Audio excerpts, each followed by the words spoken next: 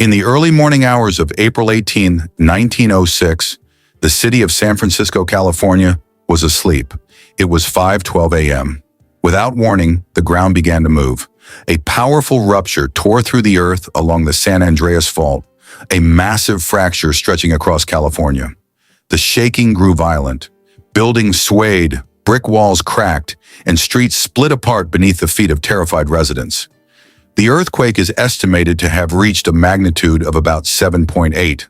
The shaking lasted less than 1 minute, but that minute was enough to change everything. At the time, San Francisco was one of the most important cities in the United States.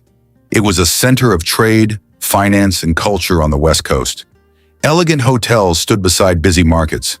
Wooden houses lined the hills. Streetcars moved through crowded neighborhoods. When the shaking stopped, thousands of buildings were already damaged or collapsing. But the destruction did not end there. Gas lines beneath the streets had snapped during the quake. Fires broke out across the city. With water mains destroyed, firefighters had little water to fight the flames. Small fires quickly grew into massive infernos. Strong winds pushed the fire from block to block. For 3 days, San Francisco burned. Entire neighborhoods were reduced to ashes. People fled carrying children, important papers, and small belongings. Many escaped with nothing at all.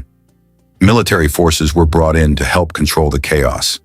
In desperate attempts to stop the flames, officials used explosives to destroy buildings and create fire breaks.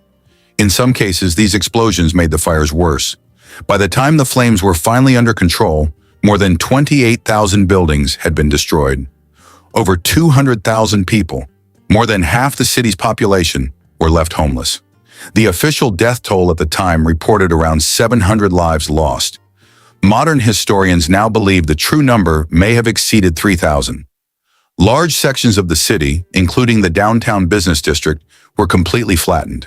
Photographs from the aftermath show endless rows of ruins, twisted metal, and smoke rising from the remains of what had once been a thriving city. Yet even in devastation, recovery began almost immediately. Tent cities were set up in parks and open spaces. Relief supplies arrived from across the country. Food, water, and medical aid were distributed to survivors. Volunteers worked day and night to assist the displaced population. The disaster exposed serious weaknesses in construction and city planning. Many buildings had not been designed to withstand earthquakes. Broken gas lines and fragile infrastructure made the fires far more destructive than the shaking itself. In the years that followed, San Francisco rebuilt. New building codes were introduced. Engineers studied seismic activity more carefully. Scientists used data from the earthquake to better understand fault lines and the movement of the Earth's crust. The 1906 earthquake became a turning point in the field of geology. Despite the scale of destruction, the city recovered. Businesses reopened, homes were reconstructed, streets were rebuilt. Within a few years, San Francisco once again stood as a major American city. The events of April 18, 1906, remain one of the most devastating urban disasters in United States history.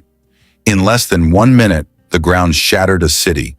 In 3 days, fire erased entire neighborhoods. But through resilience and rebuilding, San Francisco rose again. The earthquake of 1906 stands as a powerful reminder of nature's force and humanity's ability to rebuild after unimaginable loss.